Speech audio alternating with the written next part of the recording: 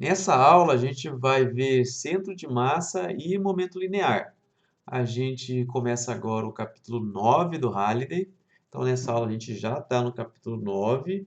E aí, hoje eu vou falar um pouco de centro de massa para vocês e momento linear. A gente não vai acabar todo o capítulo 9 hoje. A gente vai ver, não vai ver a parte de impulso, por exemplo, não vai ver a parte de colisão. A gente vai ficar só no centro de massa e momento linear. Então, mas por que que a gente está vendo esse assunto hoje? Para que que serve centro de massa? O método linear a gente vai ver um pouquinho depois. Mas para que que serve esse negócio chamado centro de massa? Então, vamos começar por ele aqui, que é o centro de massa. Primeiro, o que que a gente viu até agora? Qual que é o assunto que a gente viu até agora no Halliday, até o capítulo 8? Até agora, no capítulo 8, tudo que a gente trabalhou eram pontos. Tá? A gente tinha partículas pontuais. Então, quando a gente falava de um objeto, podia ser um carro, a gente dizia que o carro era um pontinho. Então, tudo que a gente representava até agora, toda a física que a gente desenvolveu, ela valia para partículas pontuais, não valia para um corpo extenso. Mas você sabe que a gente vive num mundo que as coisas ela tem uma certa dimensão. Ela não é um pontinho. O carro é grande, ele tem o formato dele, ou a própria pessoa tem o formato dela. Então, se a gente tentar pegar tudo que a gente viu e trazer para a realidade, lembra que a gente viu contas matemáticas, equações, tudo para tentar descrever o universo, mas a gente descreveu o universo como se ele fosse pontinhos, né? Tudo que a gente viu valia para pontinhos. Então, se a gente quiser fazer algo um pouco mais realista, a gente tem que parar de tratar de pontos e tratar de objetos mais complexos. Mas aí que vem o problema. Tudo o que eu aprendi até agora que valia para pontos, eu vou ter que jogar fora, então não serviu de nada, já que eu vou ter que aprender tudo agora para corpo extenso. Então, tem uma estratégia matemática que a gente utiliza, que a gente pega um corpo extenso, corpo real, e transforma ele num pontinho. Então, para a gente não precisar perder tudo que a gente viu até agora, na realidade isso já foi pensado, né? A estratégia já era essa desde o início, para a gente conseguir utilizar toda aquela física que a gente viu, toda aquela matemática que a gente viu, que era para o pontinho. Então, era mais fácil de lidar. Para a gente transformar ela para o mundo real, para corpos extensos, a gente vai utilizar uma estratégia matemática chamada centro de massa. Então, o que que é esse centro de massa? Para que ele serve? O centro de massa, ele transforma um corpo extenso em um ponto. E aí a gente usa tudo aquilo que a gente tinha visto. Então, por exemplo, se eu tiver um corpo assim, ó, vamos imaginar que pode ser qualquer formato. O que que a gente vai utilizar? A gente vai utilizar uma estratégia matemática chamada centro de massa. E aí a gente vai transformar esse objeto mais complexo num pontinho.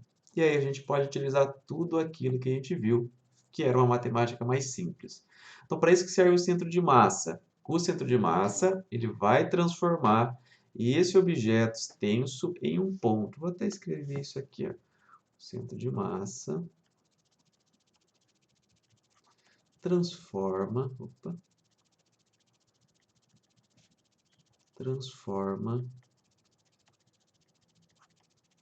um corpo extenso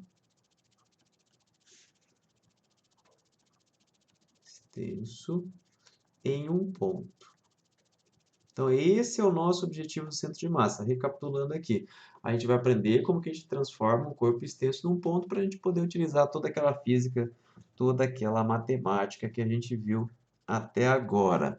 Só para você ter uma visão aqui, para não parecer tão abstrato, vou mostrar para vocês alguns vídeos aqui do MIT. MIT é o Instituto de Tecnologia lá de Massachusetts. E aí eles fazem o seguinte, olha nesse primeiro vídeo aqui, ó, que a gente tem? Opa, vamos ver aqui, ó. Ele joga uma raquete de tênis. Não, isso aqui não é de tênis, essa aqui é squash. Não é de tênis, mas, opa, voltou no começo. Mas enfim, ele joga a raquete. E aí você quer descrever esse movimento. Ou então esse círculozinho aqui, você quer descrever esse movimento, como é que você faria? Então o que que eles estão simulando aqui para a gente?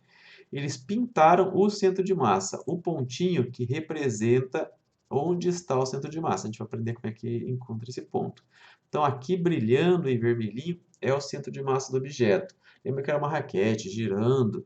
Agora, quando você pinta o centro de massa, olha só, aparece um pontinho que faz aquele movimento que você já está acostumado, que era a parábola, né? Quando se faz um arremesso do ponto, igual a gente viu nos capítulos anteriores, ele faz aí a parábola.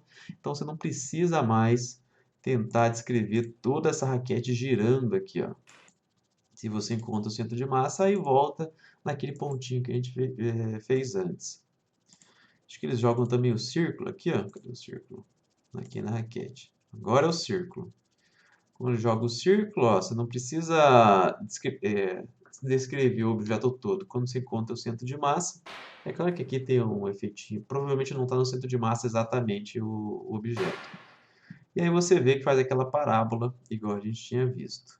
Outro exemplo aqui, ó, do mesmo pessoal. Opa, aqui. Que é um objeto ainda mais complexo. O que que ele é? Ele é um bloquinho com uma mola e outro bloquinho. Parece uma minhoquinha andando. Então ele está num túnel de ar e aí ele vai fazer um movimento para esse objeto andar aqui, que parece uma minhoquinha.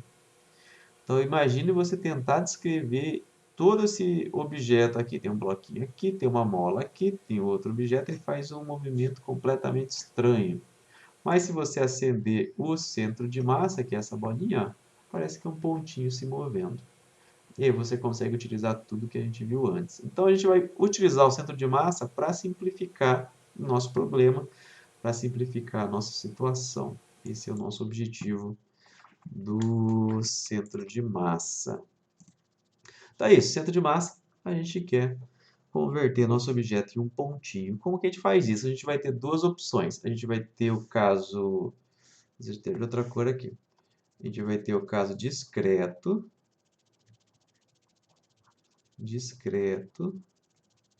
e a gente vai ter também o caso contínuo.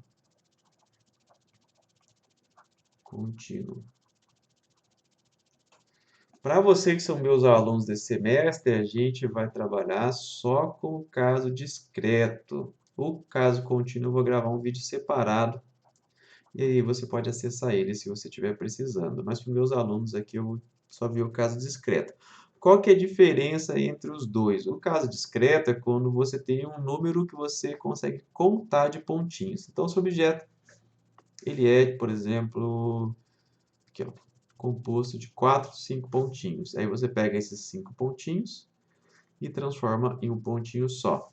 O caso contínuo, que é o mais realista, mas ele demanda uma matemática um pouco mais complicada, que precisa de integral, e como alguns de vocês ainda não viram integral, então não faz muito sentido eu tentar passar essa parte para vocês, mas eu vou gravar um vídeo separado depois contendo isso, caso você precise. Vou deixar na mesma playlist. Então, se você tem agora um objeto mais realista, que ele é um contínuo de pontinhos, ó, discreto é como se fosse o contrário de contínuo. É um objeto, que é um pedaço de pão, por exemplo. Aí você tem infinitos pontinhos. Aí você usa o caso contínuo. O caso contínuo é o mais realista, né? Mas o objetivo é o mesmo. Você pegar o seu objeto, que era feito de pontinhos ou contínuo, e transformar num ponto só. O objetivo é o mesmo, mas a estratégia muda um pouco. Caso contínuo, você precisa de integral. Então, se você não vê integral, você vai ter bastante dificuldade. Já o caso discreto, não. O caso discreto é bem tranquilo. A gente vai fazer aqui, eu tenho certeza que você vai aprender. Então, vamos ver aqui o caso discreto. Lembrando que o caso discreto é o que você consegue contar o número de pontinhos. E é bem simples, tá? A parte mais difícil do nosso semestre já acabou. Porque nessa disciplina, a parte de rotação vai para a Física 2. A parte de rotação é a parte mais difícil, mas como a gente não vai ver a parte de rotações em Física 1, então a parte mais difícil já foi para a gente. Se você precisa da parte de rotações, procura a playlist de Física 2. A gente começa com rotações. Então vamos lá. Eu quero o caso discreto. Eu vou escrever aqui só para você, que olhando no seu caderno, depois você não esquecer. Então, a gente está dizendo que existe um número finito de partículas. Um número finito de partículas. E aí a gente tem três equaçõezinhas, que eu vou escrever as três, provavelmente você vai se assustar quando ver as três. Vou até fazer outra página aqui. Mas, a gente trabalhando com elas, eu vou fazer dois exemplos aqui, ou mais, acho que dois. E aí você já vai ver como é simples. Então não se assusta com essas equações, elas são bem simples de trabalhar. Vou até fazer de vermelho aqui. Então a gente vai ter três equações, elas são bem parecidas. A gente diz que o x, o centro de massa, é igual a 1 sobre emissão somatório de I igual a 1 até n de MI xi. Essa é uma delas, essa é a primeira. São três, mas elas são iguais. Então, essa é a primeira. A segunda é y do centro de massa igual a 1 sobre massão somatório em I igual a 1 até n de MI YI. Então, essa é a segunda. Olha como é igual a outra. E a terceira é em Z, né? Então, a gente tem lá Z do centro de massa igual a 1 sobre massão somatório. Já traduzo para vocês o que isso quer dizer, tá? Em N de MIZI. Você corta aqui o Z no meio, né? Então, estão aqui as três equações. Primeira coisa que você precisa aqui é saber o que é o emissão. Emissão é a massa total. Massa total. Então, onde tiver emissão é só você colocar a massa de todo mundo junto ali. Vamos fazer um exemplo aqui, você vai ver como é bem simples. Muito fácil, tá? Essa matéria aqui é bem tranquila. E é bem legal também de fazer. Então, vou desenhar aqui para vocês um plano cartesiano, tá? Vou desenhar só em duas dimensões, mas as equações que eu passei para vocês valem para três dimensões. Ah, mas então por que você não faz o caso de três dimensões? Porque eu não sei desenhar em três dimensões. Só sei desenhar em duas e geralmente não fica muito bom. Então, estou colocando aqui o eixo X, ele está em metros, é como se estivesse olhando de cima, um mapa. E o eixo Y também aqui. Aí eu vou marcar aqui algumas posições aqui. Aqui é o 1, aqui é o 2, aqui é o 1, aqui é o 2. E aí eu tenho duas bolinhas, tá? Aí tem os negativos aqui também, se você quiser, menos 1 e assim por diante. Aí eu tenho duas bolinhas, vou colocar uma bolinha aqui, ó. E eu vou colocar uma bolinha aqui, uma bolinha no 1, uma bolinha no 2. Uma vermelha e uma azul. A vermelha, eu vou dizer para vocês que ela tem 2 kg. E a azul, ela também tem 2 kg. Intuitivamente, onde você acha que vai estar o centro de massa do sistema? Centro de massa, se você não tem uma ideia muito fixa, centro de massa é o ponto onde, vamos pegar esse caderno aqui, ó. O centro de massa é o lugar que você coloca o seu dedo e ele fica equilibrado.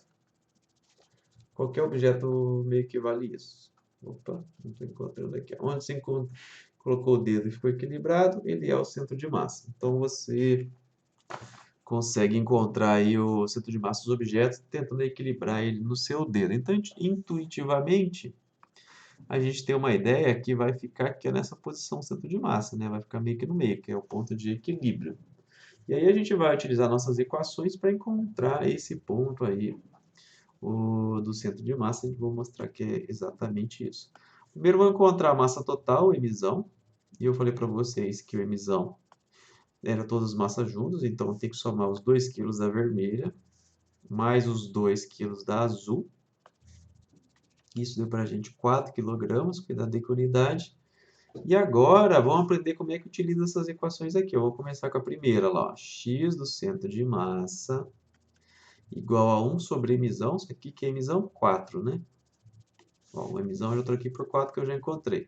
Somatório de MIXI. Somatório quer dizer que você vai somando as parcelas. Então, como eu tenho dois objetos, eu vou fazer assim, ele vai ficar assim, vezes, aí você vai ter o M1 vezes o X1 mais o M2 vezes o X2. Então, eu quebrei o somatório, aqui apliquei ele para o meu caso.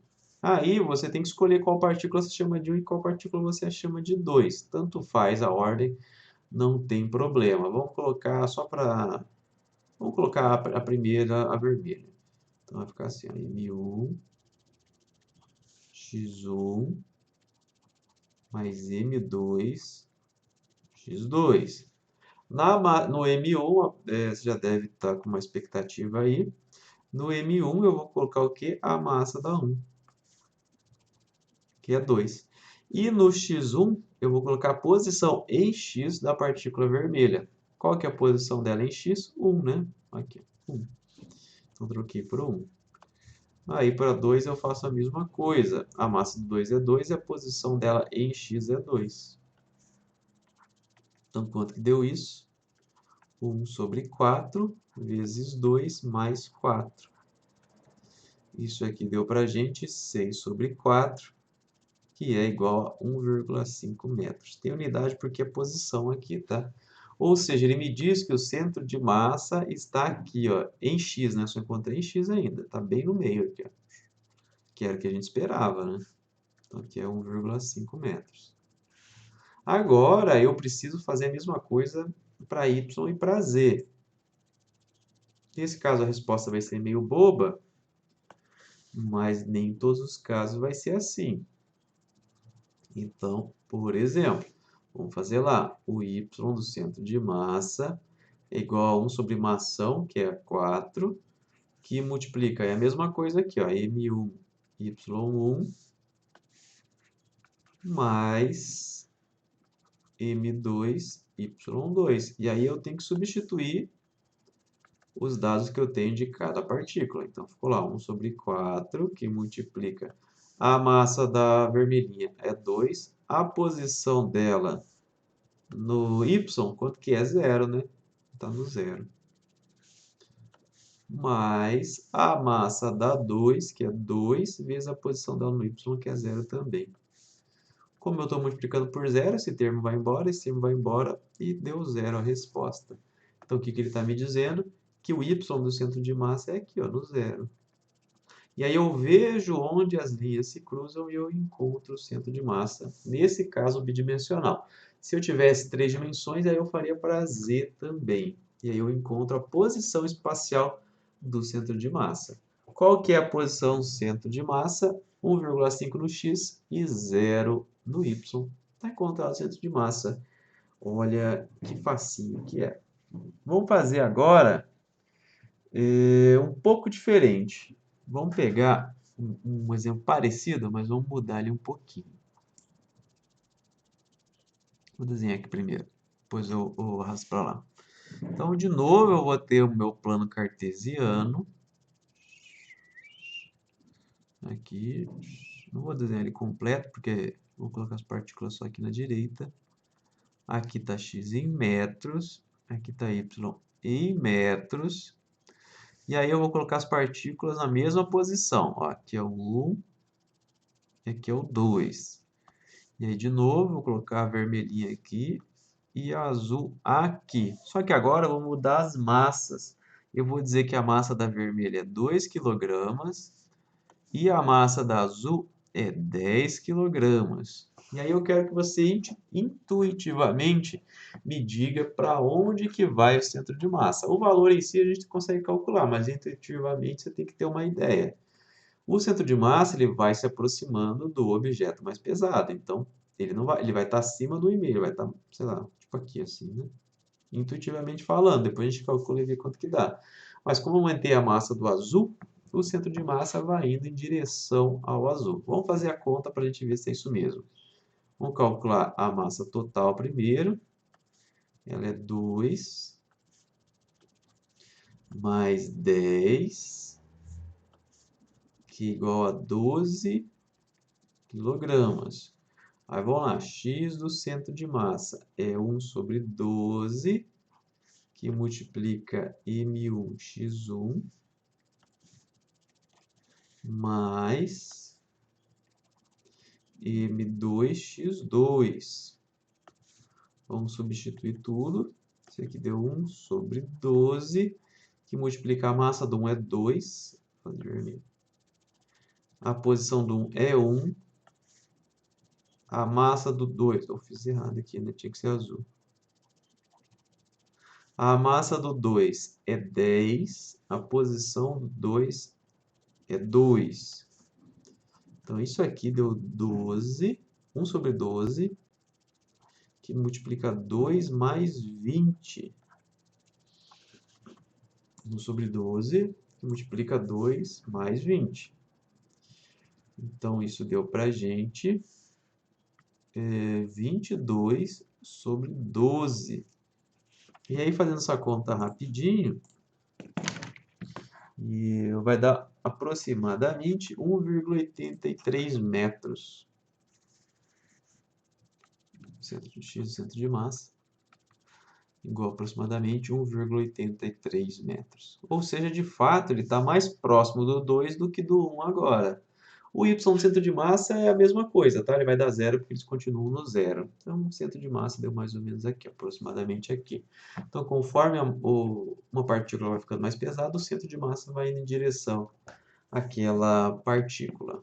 Mas e se eu tiver 3 partículas? Vamos fazer agora com 3. Bem parecido, né? Só para a gente ir treinando, para você ver como é simples. Extremamente simples essa parte da matéria. Se for fazer o caso contínuo aí, fica um pouquinho mais difícil, de fato. Mas aqui vai ser facinho. Então, vamos lá. Y do centro de massa. Então, vou colocar uma partícula... Vou colocar os eixos primeiro, né? Vamos ver aqui. Aqui é o 1, aqui é o 2, aqui é o 3. Aqui é o menos 1. Aqui é o menos 2. Aqui é o menos 1. Menos 2. Aqui é o 1. Aqui é o 2. Aqui é o 3. Aí eu vou colocar uma partícula aqui, ó, no 1, 3. Coloquei uma partícula aqui. A massa dessa partícula é 4 quilogramas. Aí vai ter uma partícula aqui no zero, que é 3 quilogramas.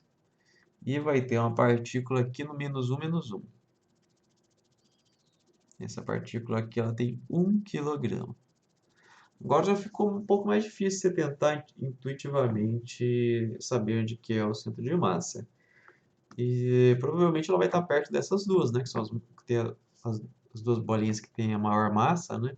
Mas a gente não sabe exatamente aonde. Então vamos calcular agora. Como é que eu vou fazer? Vamos lá. De novo, só tem x, y. Vamos primeiro calcular a massa total. Vou fazer aqui em cima, né? Tem por que usar ali embaixo. Opa, tá de amarelo. A massa total vai ser igual a 4 mais 3 mais 1, que é igual a 8 kg. Então, essa é a massa total emisão do meu sistema. Aí, vamos lá. X do centro de massa igual a 1 sobre emissão. Quanto que é emissão? 8. Isso aí vai multiplicar M1x1 mais M2x2 mais M3x3. Como eu tenho 3, aí eu tenho 3 parcelas agora. Antes só tinha 2, né? Mas o processo é o mesmo. Bem repetitivo. Aí a massa 1 é 1, a posição dela no x é menos 1, né? Tá? Menos 1 no x. Mais a massa do 2 é 3, a posição dela é 0. Mais a massa da 4, que é 4, a posição dela aqui é 3. Cuidado aqui, ó, que você deve estar pensando, já que a partícula está no zero, ela não muda nada, não faz diferença. Cuidado, porque a massa dela, dessa azulzinha que está no zero, ela entra aqui, ó. Então, ela faz diferença sim. Mesmo se a partícula estiver no zero, zero, ela afeta o centro de massa. Então, cuidado aí. Tem que colocar mesmo se a partícula estiver no zero, zero. Então, quanto que deu essa conta aqui, ó?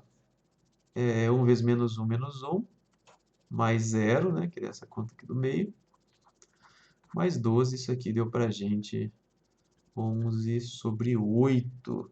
Isso aqui é aproximadamente 1,38 metros. Então, a gente sabe que no x, ela está mais aproximadamente aqui, né? 1,38. Depois, se tiver uma régua, você consegue fazer certinho. Mas é ali que ele está.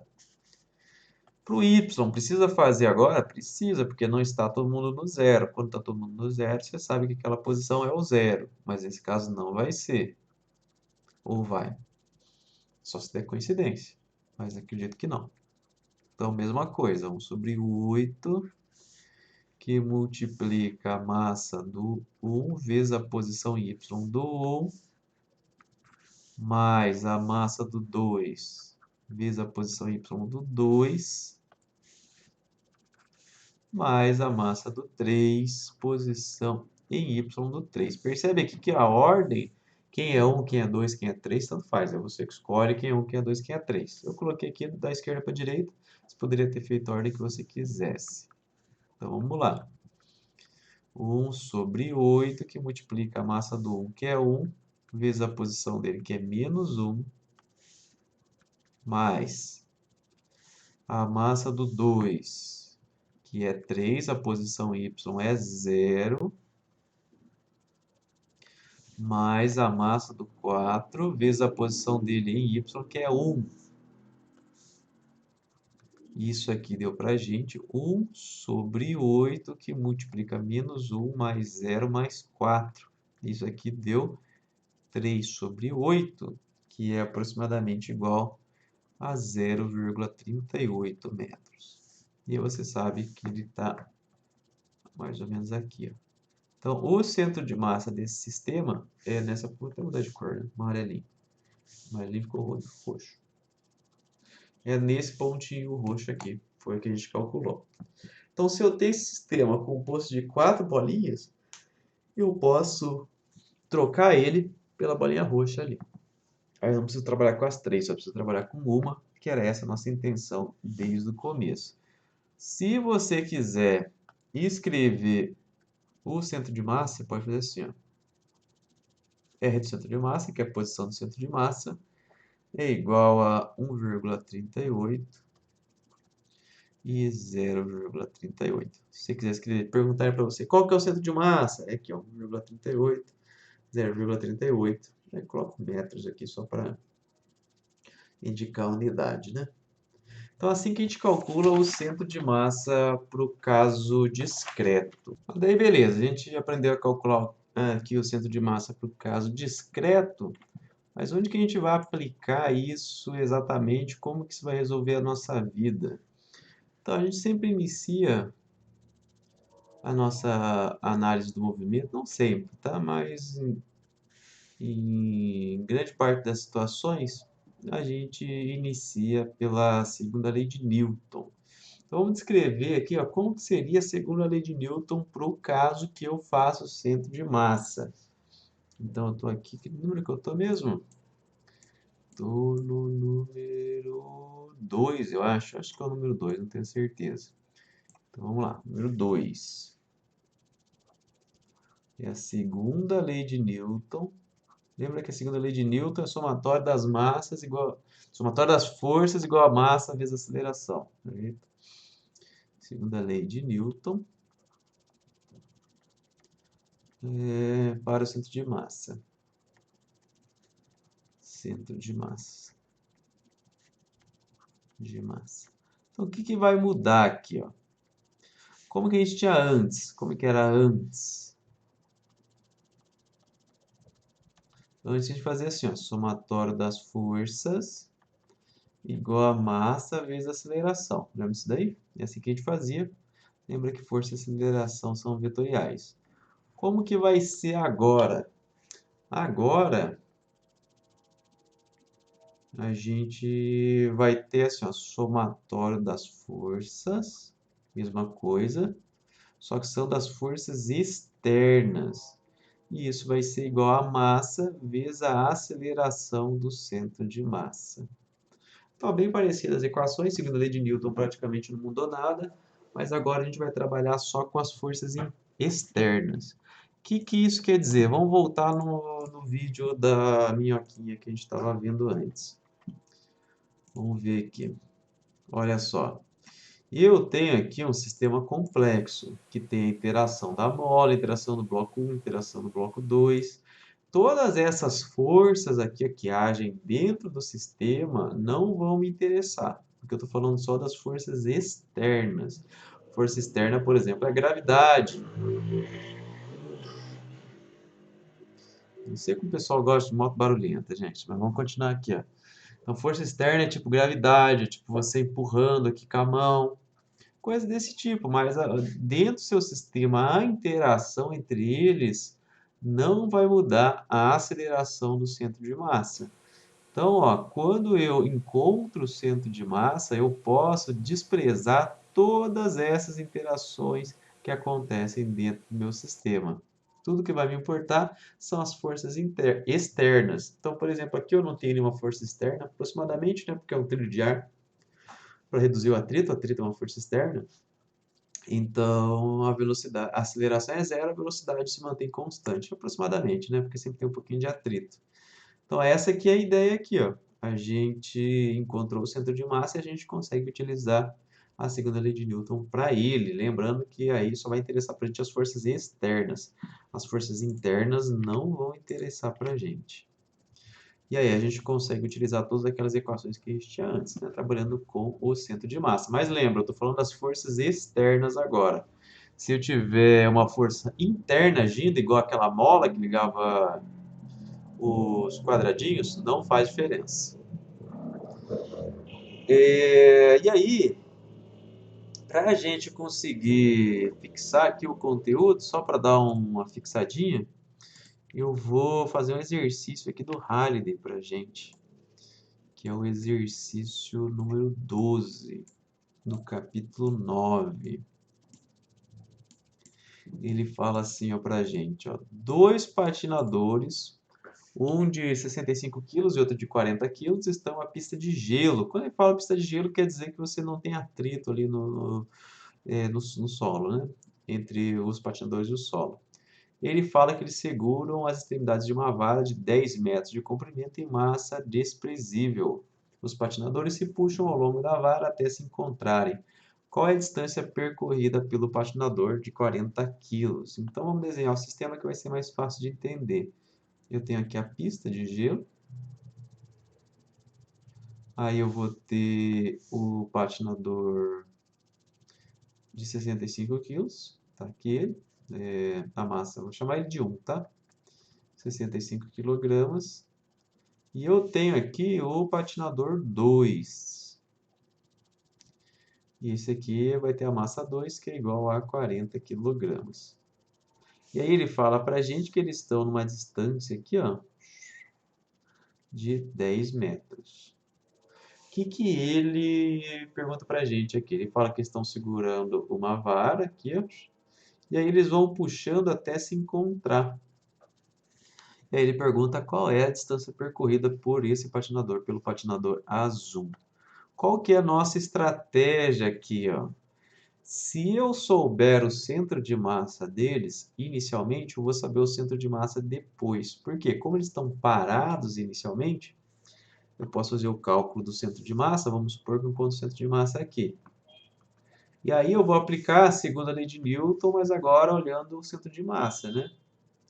Então é somatório das forças externas igual a massa, opa, vezes a aceleração do centro de massa. Essa massa é a massa total, tá? Então isso até valeria a pena trocar por emisão. Vou trocar aqui por emisão. Eu coloquei emisão antes? Não coloquei, né? Mas a massa é a massa do sistema total, tá? Emisão. Vezes a aceleração do centro de massa. Lembra que é vetorial, mas como eu estou em uma dimensão só, eu posso sair daqui. Eu posso omitir o vetor, porque eu estou numa direção só. E aí olha comigo, ó, não tem nenhuma força externa agindo, porque quem está puxando aqui a vareta para eles se encontrarem são o meu próprio sistema, são o as próprias partículas que fazem parte do sistema, as pessoas que já estão dentro do sistema. Então, essa força externa aqui, ó, ela é zero. Não tem nenhuma força externa. Se eu não tenho nenhuma força externa, a aceleração do centro de massa é zero também. Como o centro de massa estava parado antes, eles estavam parados, não tem aceleração do centro de massa, então eles vão se manter na mesma posição. O centro de massa vai se manter na mesma posição. Então, quando eles estiverem se puxando, onde que eles vão se encontrar? Justamente aqui no centro de massa. De novo, recapitulando, a gente descobriu que não tem forças externas, então o centro de massa não tem aceleração e como ele estava parado, ele vai se manter parado. Então, se eu descobrir a posição do centro de massa inicialmente, eu sei que ela não vai mudar, porque eu só tenho forças internas, não tenho forças externas. Então, eles vão se encontrando e no final das contas eles se encontram justamente na posição do centro de massa. Se isso não acontecesse, o centro de massa mudaria. Mas a gente sabe que isso não vai acontecer. Então, o que eu vou fazer? Eu vou encontrar o centro de massa e aí eu vou ver a que distância ele está do azulzinho. E aí essa é a distância que ele percorreu. Simples assim. Para facilitar minha vida, eu vou definir onde que eu chamo de zero. E eu vou chamar de zero aqui, ó. Poderia chamar de outra coisa. Esse aqui vai ser o meu 0 metros. E essa posição aqui vai ser o meu 10 metros.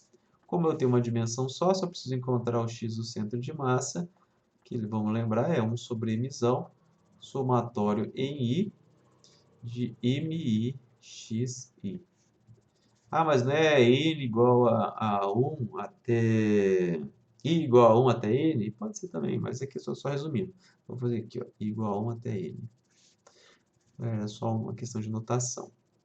Então, vamos fazer o somatório das massas, ó, é 65 mais 40, então é 105, que vai multiplicar o M1 vezes o X1.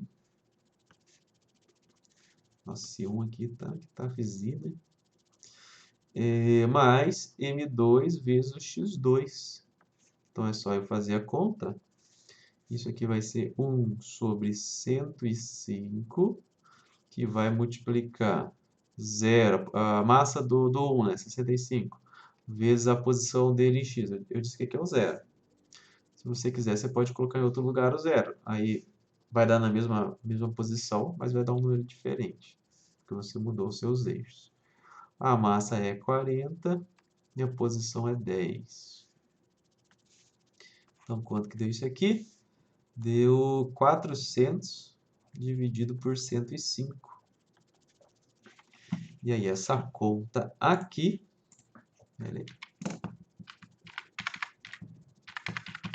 vai dar para a gente 3,8 metros aproximadamente. Quer dizer que ele andou 3,8 metros? Não, ele quer dizer que o centro de massa está na posição 3,8 metros. Mas é 3,8 metros em relação a onde eu chamei o zero. Então vamos olhar aqui, ó, quanto que ele andou. Ele andou tudo isso aqui, ó. Se aqui tem 3,8 metros, aqui tem que ter 6,2 metros. Então ele andou quanto? 6,2 metros. Mas recapitulando, o que a gente fez nesse exercício? A gente calculou o centro de massa e a gente percebeu que como não tem forças externas e como o centro de massa está parado inicialmente, o centro de massa vai se manter na mesma posição. E esse conhecimento que a gente utilizou. Então essa era a primeira metade da aula. Aí para a gente continuar, a gente vai trocar um pouco de assunto, mas ainda é o mesmo capítulo do Halliday. E a gente vai começar a falar agora de momento linear. Momento linear é muito importante que você entenda. O centro de massa, a grande importância é você saber o que quer, saber o cálculo, nem, não é todo mundo que vai utilizar. Mas agora a noção do que é momento linear, aí sim. Momento linear é muito importante. Você vai utilizar bastante. Momento linear.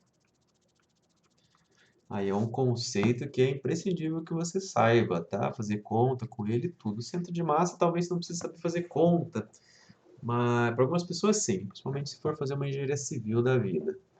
Mas para galera normal, para galera dos outros cursos, talvez não precise saber fazer as contas. Mas é importante você saber o conceito do que é centro de massa e para que serve. Agora, O momento linear é mais importante do que o conceito de centro de massa, na minha opinião. Então, por isso eu vou até fazer uma deduçãozinha aqui, ó, para a gente entender. Vamos partir aqui, ó, da segunda lei de Newton.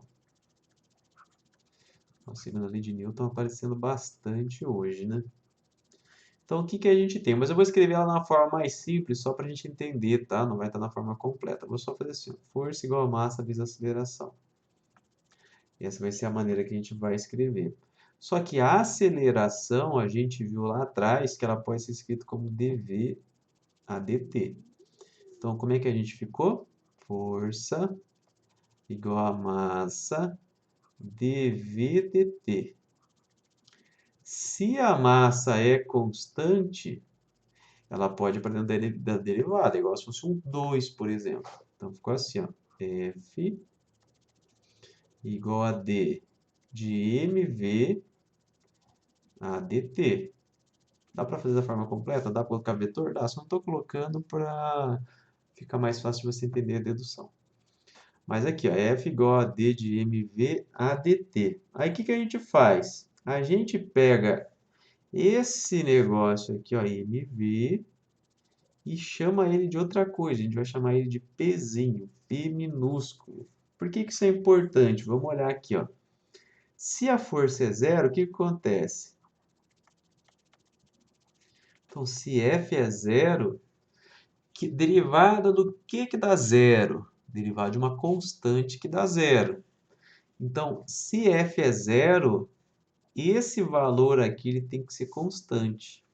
Então, m vezes v é constante. Vou repetir, espera um pouquinho. A gente está querendo analisar o caso em que a força é zero. Se a força é zero, eu preciso que a derivada de alguma coisa que está desse lado dê zero, né? Porque o F é zero. E derivada do que dá zero? Um valor constante. Ou seja, se a força é zero, m vezes v é constante. Aí o que a gente faz? Agora eu vou colocar o formato completo com vetor aqui, ó. M vezes v, e é um vetor, tá? E a gente vai chamar ele de momento linear. Linear. E aí você pode escrever assim, ó, Pzinho igual a M vezes V. Então, a gente está definindo uma quantidade matemática aqui, ó, uma quantia matemática. Mas por que que a gente está definindo essa nova quantia matemática? Porque ela tem essa propriedade aqui de conservação. E ela vai ajudar bastante a gente. Por isso que a gente define uma nova quantidade que a gente chama de momento linear. O momento linear ele tem a questão da conservação. E isso aqui é muito importante, a gente vai ver muitos exemplos para a gente entender como é importante o momento linear. Unidade do momento linear. Ele, ó, eu não sei, eu também não sei de cor qual é a unidade do momento linear. O que que eu faço? Eu olho o que que eu estou misturando aqui, ó. Eu sei que massa é dada em quilograma. Eu sei que velocidade é dada em metros por segundo. Então, quilograma, metros por segundo. Não precisa saber todas as unidades de cor, é só você olhar aqui a equação. Se lembrou da equação, você sabe qual que é a unidade. Porque o quilograma vem aqui da massa, né? E velocidade metros por segundo. Mistura os dois, acabou. Então não precisa saber as unidades de cor. Cuidado que ele é um vetor, tá? Vetor. Se a gente estiver trabalhando em uma dimensão, como a gente às vezes faz, em uma dimensão a gente omite o caráter vetorial, mas isso é para uma dimensão só. Por exemplo, se a gente estiver trabalhando só em x, mas a rigor é um vetor, está em 3 dimensões. Então, qual que é? Fiz uma deduçãozinha meio bobinha, só para ser mais fácil de entender. Mas como é que ela vai ficar aqui, ó, no formato completo? Então, se o somatório das forças é igual a zero, então o momento linear é constante. A gente também pode falar de outra maneira. Você pode escrever assim, ó. O momento linear inicial é igual ao momento linear final. Ou então, você pode representar isso simplesmente escrevendo que é a conservação. Opa. do momento linear. Nossa. Momento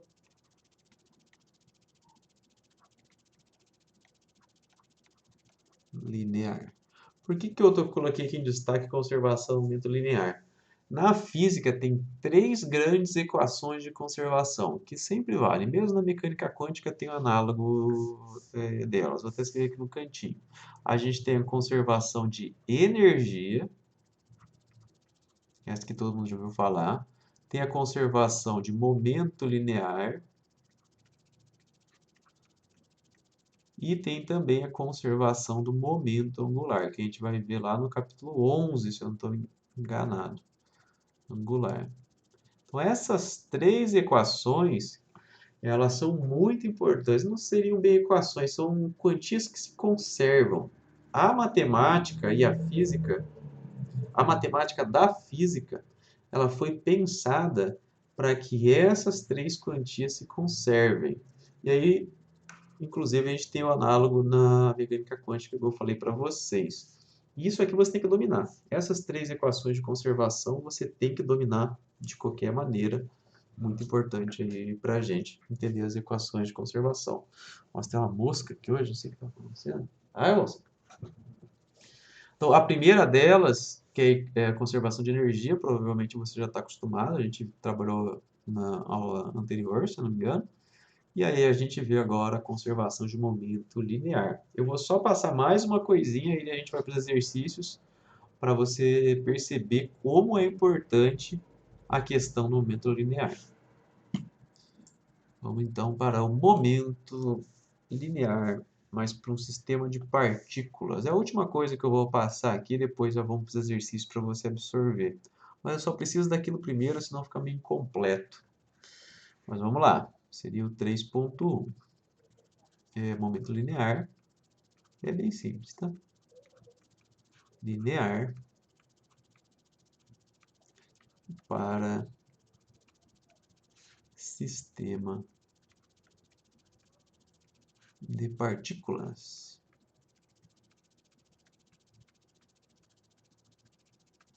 Então, o que que a gente tem agora? O que que mudou?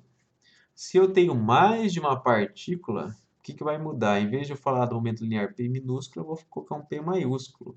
E ele vai ser simplesmente a soma dos momentos lineares de todas as minhas partículas. Então, se eu tenho mais de uma partícula e eu quero saber o momento linear total, eu vou simplesmente somar os momentos lineares de todo mundo. Mas lembra que é um vetor aqui, tá? Então, assim que eu vou calcular o momento linear do sistema de partículas. Então, se você sabe o básico, você sabe o avançado também. Outra maneira de você escrever isso é a massa total, vou colocar massa maiúscula dessa vez, vezes a velocidade do centro de massa.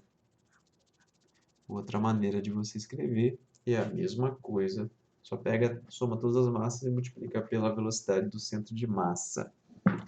E agora a gente também tem a equação de conservação. Agora é se o somatório das forças externas for igual a zero, então o pesão é constante. É meio parecido, né? Eu sei que talvez está meio perdido se é a primeira vez que você vê isso, mas a gente vai fazer bastante exercícios aqui. E aí acho que você vai se acostumar um pouco mais com o que a gente vem fazendo. Então, se o somatório das forças externas, lembra forças externas que a gente acabou de ver do centro de massa? Forças externas não é as forças que acontecem dentro do meu sistema, é tipo atrito, gravidade, força normal. Mas geralmente quando você tem gravidade, você acaba também tendo a força normal, e aí a gente acaba tendo que o somatório das forças externas ainda assim é zero. Não é que não pode existir nenhuma força externa, pode existir, desde que elas sejam zero, a soma delas seja zero. Então, se o somatório das forças externas é zero, P vai ser constante. Outra maneira de você escrever isso é igual eu fiz antes, que o P inicial é igual ao P final. Então é isso. Esse é a teoria. E aí vamos fazer alguns exercícios aqui para a gente fixar. Vamos fazer o primeiro, o que todo mundo já ouviu falar, que é o do ricochete da arma. Vamos pensar que você tem uma pistola aqui, ó. Como é que desenha pistola? Não desenho mal. Aqui tem uma pistola aqui, ó. E aí dentro dela tem uma bala. Tem uma bala aqui, ó. Quando você atira o revólver, o que que acontece? A bala vai para frente. Vou desenhar embaixo o que acontece depois. Ó. A bala vai para frente e o revólver vai para trás, né? Que é o recuo da arma, que às vezes o pessoal leva aí na cabeça e a arma vai para trás. Vamos escrever isso do ponto de vista da conservação do momento linear. Como que a gente faria isso do ponto de vista da conservação do momento linear? Mas o importante primeiro é você ter essa noção aqui não do seu dia a dia, né? Porque acho que a maioria das pessoas nunca tirou, inclusive eu nunca tirei. Mas você deve ter visto em filmes que quando a pessoa atira, a arma vai para trás, né? Aquela voltinha da arma. E a bala vai para frente. A gente viu um pouco disso na terceira lei de Newton. Mas agora a gente vai aprender a fazer continhas. Então vamos ver, ó. Primeiro, vamos colocar massas aqui, né? Melhor. Vamos dizer que a massa da bala, ela tem... Massa da bala é igual a 20 gramas. Que é igual a 20 vezes 10 na menos 3 quilogramas. Já a massa do revólver, que eu vou chamar de mR, é igual a 1 quilograma. Estou colocando valores aí meio aleatórios, tá? Não entendo muito de arma. Então essas são as massas. Qual que é a velocidade inicial aqui do sistema? A velocidade inicial da bala, qual que é? Vou fazer de azul. Velocidade inicial da bala. Quanto que é? Zero, né? Quanto que é a velocidade inicial do revólver? É zero também. Se você tirar, a gente tem que a velocidade tanto da bala quanto do revólver é zero. Vamos calcular esse momento linear? Vamos ver quanto que dá. Ó, eu falei para vocês que o momento linear para um sistema de partículas, ou seja, tem mais de uma partícula, ele é o somatório do momento linear de cada um deles. Então vamos colocar primeiro o meu sistema de coordenadas, ó. Aqui é x e aqui é y. E aí percebe que a gente está trabalhando numa dimensão só, né? A gente está indo só para frente e para trás, a gente está só em x. Por isso que eu vou omitir o vetor. Mas não precisaria omitir, só colocar um i-chapéu aí. Só para ficar mais fácil a conta. Então, qual que é o momento linear inicial do revólver? Ele vai ser igual a massa do revólver vezes a velocidade inicial do revólver. A massa dele é 1 kg, a velocidade é zero, então deu zero. Agora para a bala. Momento linear inicial da bala. É a massa da bala vezes a velocidade inicial da bala. Isso aqui deu para a gente a massa, que é 20 vezes 10 na menos 3, vezes a velocidade, que é zero, deu zero. Ou seja, o momento linear do sistema, que é a soma do inicial do revólver mais a soma do inicial da bala, é zero, né? Porque ambos são zero. E aí, se você entender o conteúdo, tem uma perguntinha que eu sempre faço aqui, que geralmente as pessoas erram, mas é muito simples. Qual é o momento linear depois que você atirou? A gente calculou o momento linear antes, vou até colocar o inicial aqui, ó. O momento linear inicial a gente calculou que é zero. Qual que é o momento linear final? É zero também, porque eu não tenho nenhuma força externa agindo. Ah, mas explodiu aqui a pólvora, mas a pólvora faz parte do meu sistema. Então não é externo isso. Então não tem nenhuma força externa agindo. Se eu não tenho nenhuma força externa agindo, eu tenho conservação no momento linear. Ou seja, o momento linear inicial é igual ao momento linear final, e a gente sabe que é zero, porque o inicial era zero, então o final também é zero. Então, mesmo sem você fazer nada, você já sabe quanto que é o momento linear final. Tem que dar zero. Beleza, então não me serviu de nada isso? Serviu. Vamos, por exemplo, fazer o seguinte aqui. Vamos dizer que essa bala aqui, ó, ela sai com uma velocidade final da bala de 500 quilômetros por hora. Isso aqui dá aproximadamente 140 metros por segundo. Opa.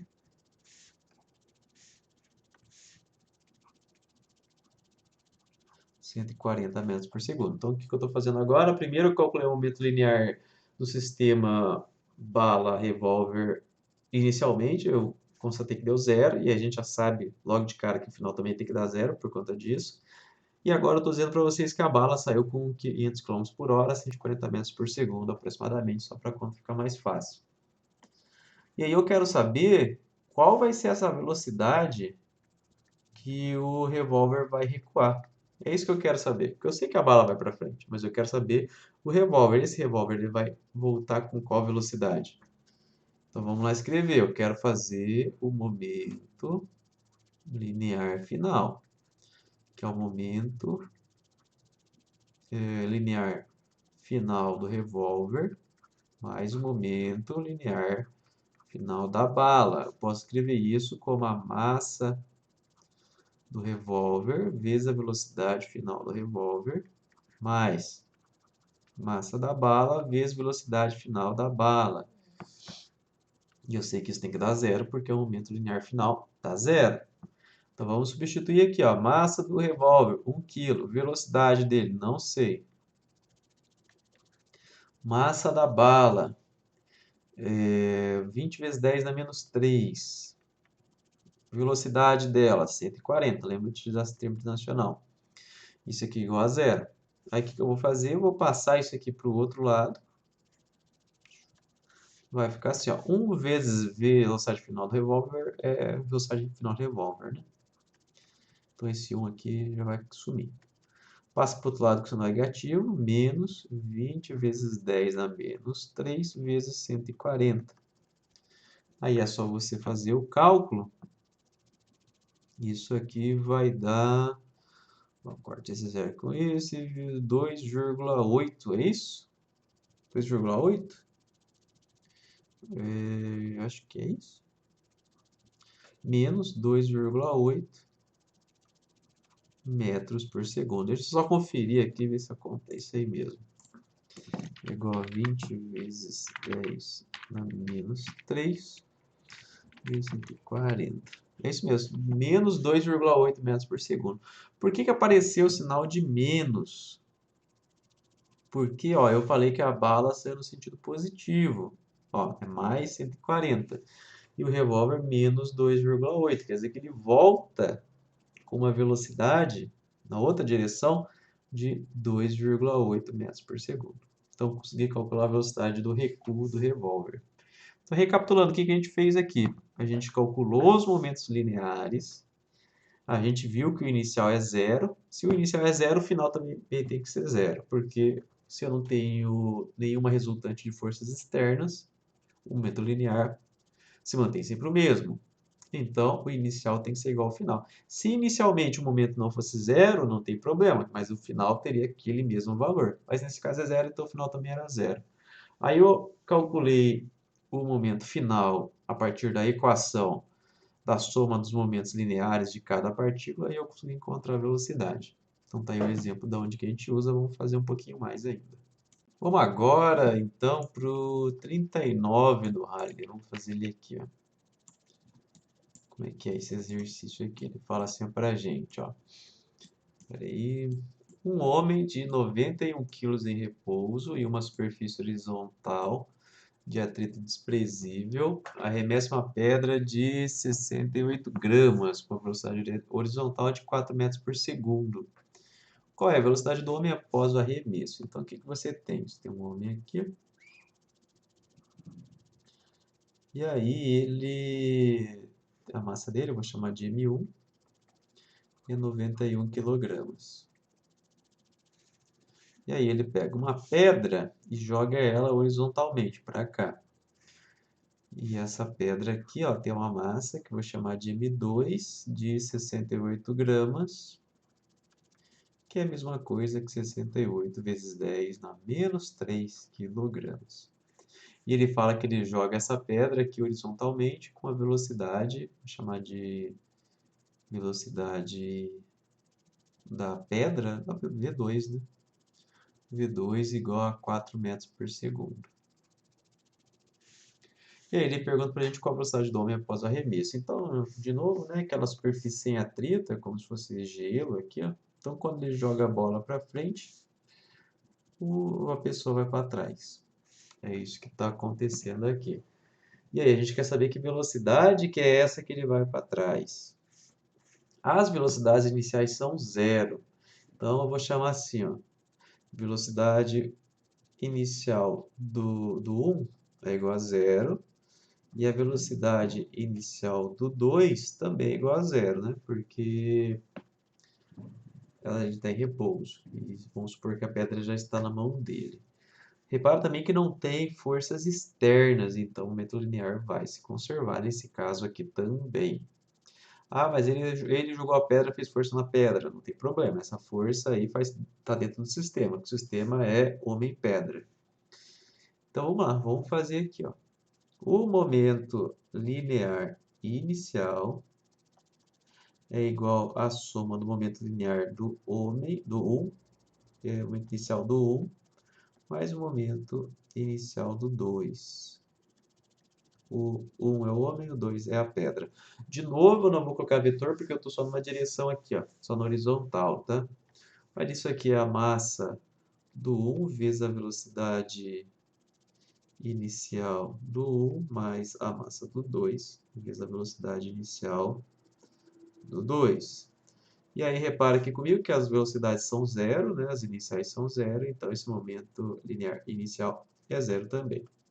Se o momento linear inicial é zero e eu não tenho torques externos resultantes, quanto que tem que ser o momento linear final? Zero também, né? Conservação do momento linear. Vamos fazer o mesmo procedimento de antes. O momento linear final também pode ser escrito com a massa vezes a velocidade do 1. Ó, essa aqui é a final, tá? Estou omitindo o F. O 1 é o final e o 2 é o final. Se não tem o inicial, é porque é o final. Mais o M2V2.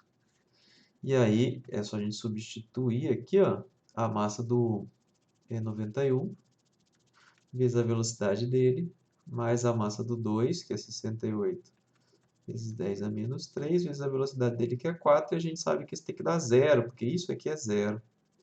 E aí eu vou fazer a mesma coisa de antes. Eu vou passar esse termo aqui, ó, para o outro lado. Vai ficar assim, 91 V1 igual a menos 68 vezes 10 na menos 3 vezes 4. Então, vou ter que passar o 91 dividindo. O V1 é igual a menos 68 vezes 10 na menos 3 vezes o 4 dividido por 91. Aí você joga isso aqui na calculadora, que é o que eu vou fazer aqui. Isso aqui vai dar 68 vezes 10 elevado a menos 3 vezes o 4 dividido por 91. Deixa eu só conferir aqui se não deu nada errado. Isso aqui deu pra gente aproximadamente 0,003 metros por segundo. Por isso que você acaba nem percebendo muito bem quando você joga a bolinha para frente, você acaba nem percebendo que você volta, porque a massa da pedra é tão pequena que o recuo é praticamente imperceptível, né? Você se segurando aqui quando tem atrito, né? Você nem sente quase diferença. O atrito corrige essa velocidade, você se mantém parado. Vamos então para os últimos dois de hoje. Aqui é menos, né? Só lembrando que aqui é menos porque está dizendo que está indo para trás. O sinal já aparece sozinho se fez a conta corretamente. Vamos então para os últimos dois de hoje. Nesse 45 aqui, ele fala que tem um corpo e que explode esse corpo. Se divide em três partes. Então, só para a gente desenhar, vamos colocar o x para a direita, o y para cima. Esse é o nosso eixo de coordenadas. E aí no enunciado ele fala que esse corpo inicialmente está indo para a direita, com uma velocidade que eu vou chamar de velocidade inicial, VI, de 200 metros por segundo. E esse corpo vai ter uma massa, que eu vou chamar de emisão, não emisinho, emisão fica melhor, emisão de 20 kg. Então é isso que está acontecendo inicialmente. E aí esse corpo explode e se divide em 3 pedaços.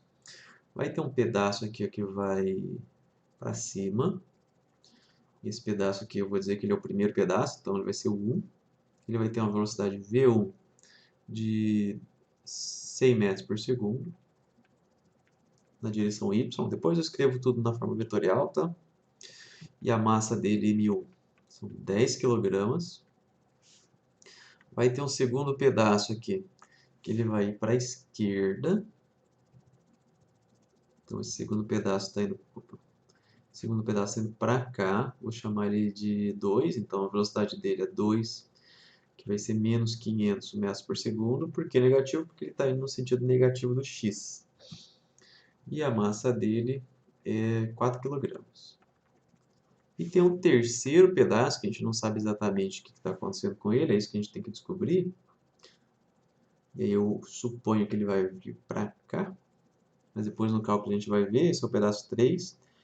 E ele já me pergunta que qual é essa velocidade 3, que eu não sei qual que é. Mas a massa dele a gente sabe, né? Porque a soma total das massas tem que dar 20. Se esse é 10 e esse é 4, então 14, para 20 falta 6. Então a massa dele é 6 kg. Aí na letra A ele pergunta qual é o vetor velocidade dessa parte laranjinha e qual é a energia liberada na explosão, ignorando os efeitos da força gravitacional. Para a gente resolver esse exercício, a gente vai lembrar da conservação de momento linear, que se eu não tenho força resultante externa, o vetor momento linear inicial é igual ao momento linear final. Lembrando aí que eu não posso ter forças externas resultantes, né? Internas eu posso ter, não tem problema.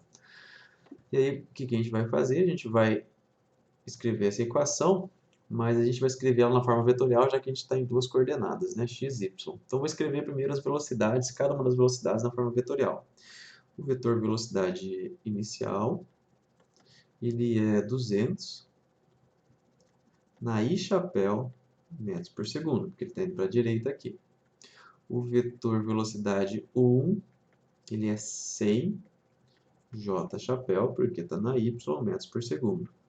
O V2, ele vai ser igual a menos 500 I chapéu metros por segundo. E o V3 eu não sei, eu vou escrever ele como Vx I chapéu mais VYJ chapéu. Escrevendo ele de uma forma genérica, tá? E depois a gente vai tentar descobrir. Então essas são as velocidades, com isso eu consigo calcular os momentos de do bloquinho inicial e de cada pedaço aqui. Então qual que vai ser o momento linear antes da explosão? Ele vai ser a massa total vezes o VI, vetor VI. O momento do bloquinho 1 vai ser igual a M1 vezes o V1. E assim por diante, né? O momento 2 vai ser igual a M2 vezes o V2. E o momento 3 vai ser igual a M3 vezes o V3.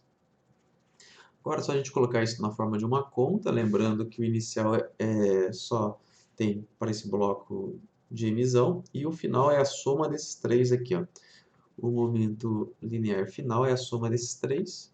Então o que eu vou fazer? O momento inicial é igual à soma do bloquinho vermelho mais a soma do momento do bloquinho azul mais a soma do momento do bloquinho laranja. Agora é só eu substituir isso, mas lembrando que eu quero a velocidade do bloquinho laranja. Então, aqui substituindo, vai ser emisão VI igual a M1 V1. Você pode pular alguns passos aqui, tá? Eu estou fazendo passo a passo, mas se você quiser, você pode pular alguns passos aí. Lembrando que eu quero a velocidade, então eu vou passar isolando o V3. Vai ficar assim, emisão VI menos M1 V1, estou passando para o outro lado, menos M2 V2 igual a V3, que é o que eu quero descobrir, lembrando de passar a M3 dividindo. Agora é só substituir os valores, é isso que eu preciso para resolver o problema. É um exercício simples de conservação de aumento linear, só preciso agora substituir os valores. Quais são os valores? Vai ficar 20 vezes 200i menos 10 vezes 100j, menos com menos mais, vai ficar mais M2, que é 4, vezes 500i, tudo isso dividido pela massa do 3, que é 6. Então, fazendo a conta, isso aqui vai dar 4.000i menos 1.000j mais 2.000 e chapéu. Tudo isso dividido por 6. Então, a velocidade vai ser igual a 4 mais 2.000, 6.000. 6.000i menos 1.000 j chapéu, divide por 6, divide por 6. Essa é a velocidade. Dá para simplificar um pouco mais. Então, vai dar 1.000 e chapéu menos 1.000 dividido por 6, vai dar 1,67. Vai dar 167 aproximadamente. J chapéu, metros por segundo.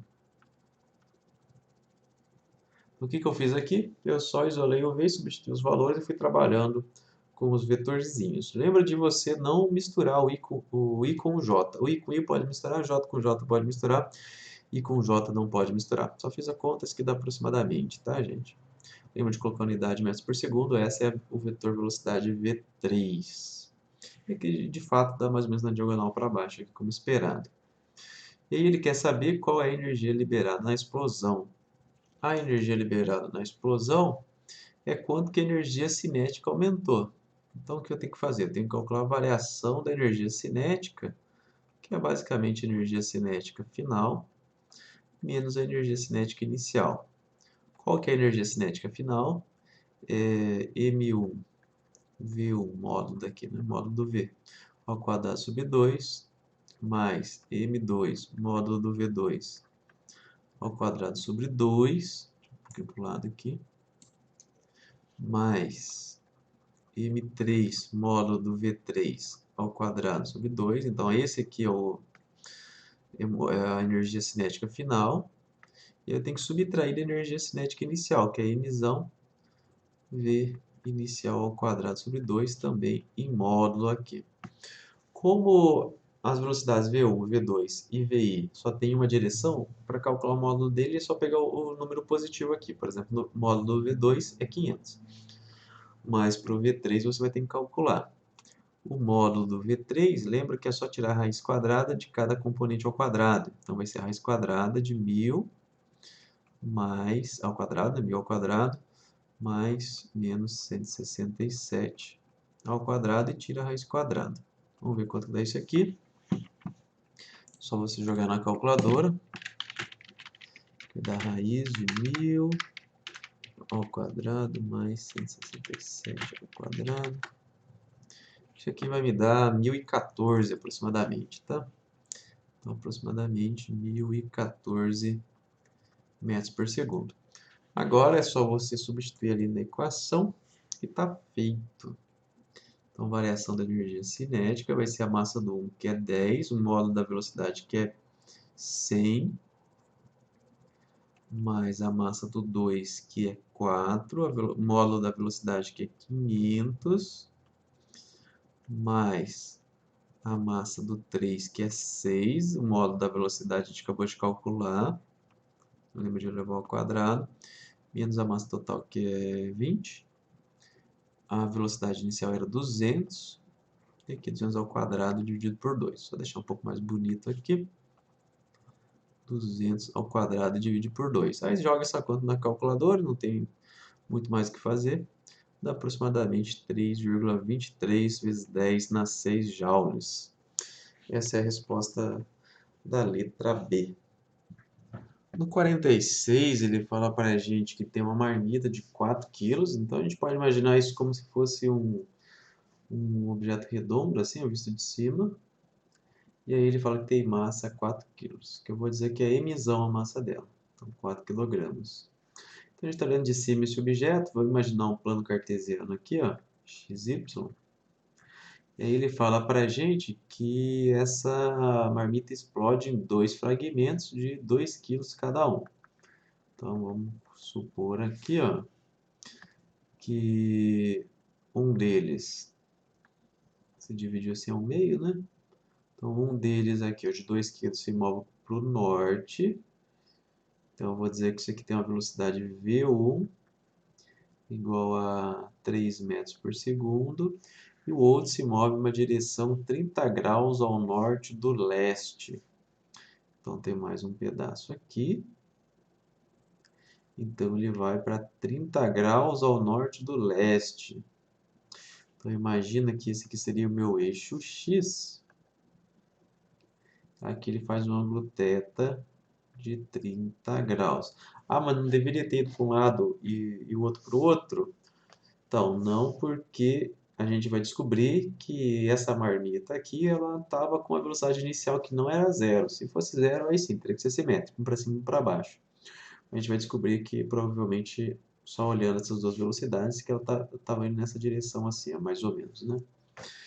Mas voltando aqui, ele fala que a segunda parte se move em uma direção 30 graus ao norte do leste a uma velocidade que eu vou chamar de V2 de 5 metros por segundo. E aí ele pergunta para a gente justamente qual era a velocidade dessa marmita antes da explosão. O que a gente vai fazer aqui? A gente vai utilizar a conservação de momento linear. Como não tem nenhuma força externa resultante, a gente sabe que o momento linear inicial é igual ao momento linear final. Qual que é o momento linear inicial? Vou chamar ele de PI, lembra que momento é uma grandeza vetorial, é emissão vezes a velocidade, que eu vou chamar de VI, vetor, tá? E isso aqui tem que ser igual ao momento final, que é igual à soma do momento vermelho com o momento do azul. Então vai ser M1 vezes a V1, vetor, né? Mais M2 vezes o V2. E a gente sabe que o momento inicial tem que ser igual ao momento final. Então é isso que a gente vai fazer, a gente vai escrever cada um deles, depois vai simplesmente dizer que eles são iguais para tentar encontrar esse vetor VI aqui, ó, que a gente tem que descobrir. Então esse é o nosso objetivo. Para isso eu vou escrever na forma vetorial cada uma dessas velocidades, a V1 e a V2. Qual que é a V1? A V1 é 3, só que na direção J chapéu, porque está em Y. 3J chapéu metros por segundo. Já a V2 eu vou ter que decompor em duas componentes. Ela vai ter aqui, ó, a V2x, que é igual a V2 cosseno de 30. E eu vou ter também para cima aqui, ó, a V2y, que é igual a V2 vezes o seno de 30 graus. Só a decomposiçãozinha de vetor. Então, qual que é o valor do V2? É igual a V2x na I chapéu mais V2y na J chapéu. E a gente pode reescrever isso como... Opa, o x é um subíndice aqui, não está multiplicando pelo x. V2x embaixo. Isso aqui é igual a V2 vezes o cosseno de 30 na direção I chapéu, mais o V2 vezes o seno de 30 na direção J chapéu. Se quiser, a gente pode substituir mais uma vez. Lembrando que V2 é 5. O cosseno de 30 é raiz de 3 sobre 2. E o V2, de novo, é 5. E o seno de 30 é meio. O J chapéu aqui tem um vezes, tá? Não é 51, é 5 vezes 1. Não esquece da unidade agora, metros por segundo. porque eu substituí tudo por número, então eu tenho que colocar a unidade. Então é isso aqui, né? Tá feito. Escrevi todos os vetores de velocidade inicial, agora é só substituir na conta. Eu vou igualar esses dois termos aqui, ó. Vou igualar isso aqui com esses aqui. Lembrando que eu quero vetor velocidade, eu vou até fazer um passo antes para simplificar, tá? Então vai ficar m vi igual a m1 v1 mais m2 v2. Então vou passar o m dividindo. Então eu vou já isolar aqui o vetor velocidade, que é o que eu quero. Na verdade, aqui é a velocidade escalar. Depois a gente tira o módulo. Então vai ser m1 v1 mais m2 v2, tudo isso dividido pela massa mzão. Então vamos substituir o m1 é 2, o vetor velocidade 1 é 3j chapéu, mais a m2 que é 2 e o v2 é, ó, 5 sobre 2 raiz de 3, 5 raiz de 3 sobre 2, na realidade, né? Na chapéu, mais 5 sobre 2 na j chapéu. Tudo isso dividido pela massa total, que é 4. Então dá para a gente fazer mais um pouquinho de simplificações. Vai ficar 6j chapéu mais 5 raiz de 3. Eu corto 2 com 2 e chapéu mais 5j chapéu, tudo isso dividido por 4.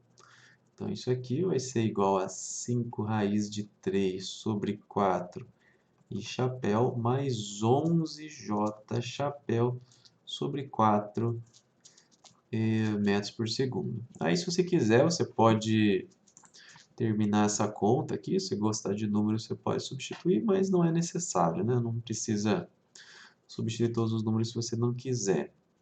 O que ele quer no final é velocidade escalar, então a gente precisa achar o módulo dessa velocidade VI. Como que a gente faz isso? A gente pega e tira a raiz quadrada de cada termo ao quadrado. Então vai ficar 5 raiz de 3 sobre 4 ao quadrado, mais 11 sobre 4 ao quadrado. Isso aqui dá o total para a gente de aproximadamente 3,5 metros por segundo. Essa é a velocidade, a parte escalar da velocidade inicial, lembrando que tinha um componente em I e um em J, ou seja, está na diagonal aqui para a direita, inicialmente.